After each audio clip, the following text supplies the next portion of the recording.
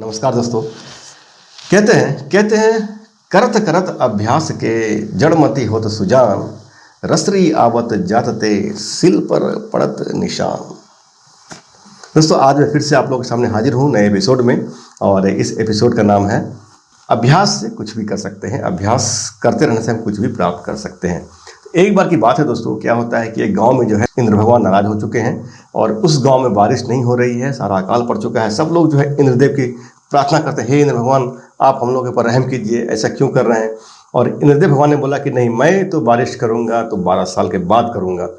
सब लोगों ने काफ़ी तपस्या किया, प्रार्थना किया, तो उन्होंने कहा देखो मेरा तो एक है जो 12 साल के बाद बारिश होगी, लेकिन अगर भोलेनाथ ने डमरू बजा दिया ना तो बारिश हो जाएगी।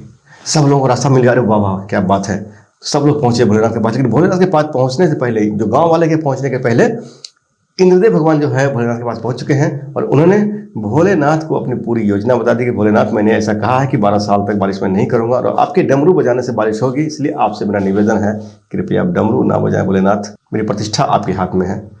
तो भोलेनाथ बोले चलो ठीक है, तथास्तु, जाओ भाई। अब जब गांव वाले आए हैं इनके पास, तो भोलेनाथ के पास बोले हे भोलेनाथ बारिश नहीं हो रही है, पूरा गांव अकाल पड़ा हुआ है, खेती नहीं हो रही है, तो आपसे गुजारिश है, आपसे मेरी प्रार्थना है, रिक्वेस्ट है, निवेदन है कि आप कृपया डमरू बजा देंगे तो बारिश हो जाएगी, ऐसा इंद्रदेव ने कहा। क्योंकि भोलेनाथ को इंद्रदेव ने पहले से वचन ले चुके थे, तो भोलेनाथ बाध्य हो गए, अब क्या करेंगे। उन्होंने कहा कि देखो भाई, मैं तो डमरू बजाऊंगा, लेकिन वो डमरू जो है मैं 12 साल बाद बजाऊंगा।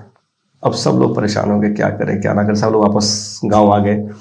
कुछ लोग जो है चिंता में पड़ गए, लोग फ्रस्ट्रेट भी हो गए, लेकिन एक किसान उसमें से ऐसा था, वो किसान जो है अपना हल जोत रहा है, अपना खेती करने का जो है डेली वो अपना कोशिश कर रहा है। तो उसमें से बहुत लोग बोले कि ये साला पागल हो गया है क्या, ये क्या कर रहा है। बोले क्या भैया तुम इतना जो कर रहे हो क्यों कर रहे हो, क्योंकि अभी तो बारिश हो नहीं रही है, तुम क्यों इतना मेहनत कर रहे हो। तो देखो मैं मेहनत इसलिए कर रहा हूँ कि 12 साल के बाद जब बारिश होगी तब मैं कहीं खेती करना भूल ना जाऊँ, इसलिए मैं अपने प्रयास कर रहा हूँ लगातार, अपने आप को, अपने स्किल को मैं अपने धार दे रहा हूँ कि जब बारिश होगी तो मैं खेती जबरदस्त कर पाऊंगा।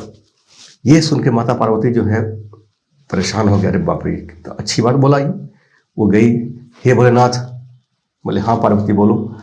बोले आपने तो ये कह दिया कि मैं 12 साल तक डमरू नहीं बजाऊंगा, लेकिन ऐसा नहीं हो कि 12 साल के बाद आप डमरू बजाना ही भूल जाएं।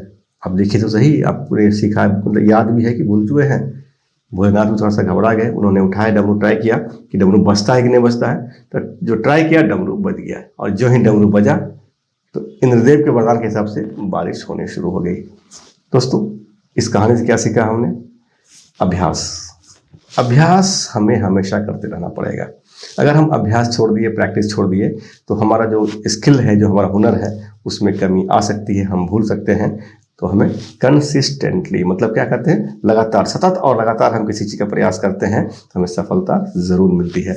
इसलिए हम जिस काम का हमें आता है, जिस काम के बारे में हम जानते हैं, उसका प्रैक्टिस करते रहना चाहिए। और जो हमें नहीं आता है उस काम को अगर बार बार लगातार करेंगे तो वो हम सीख भी सकते हैं। इसीलिए जीवन में हमेशा सीखने की कोशिश करती रहनी चाहिए और लगातार प्रयास से हम सफल जरूर हो सकते हैं। इसलिए दोस्तों करना क्या, हमें जीतना है तो सीखना है ना। तो चलिए दोस्तों फिर से नए एपिसोड में मुलाकात होगी, तब तक के लिए जय हिंद, जय भारत, नमस्कार।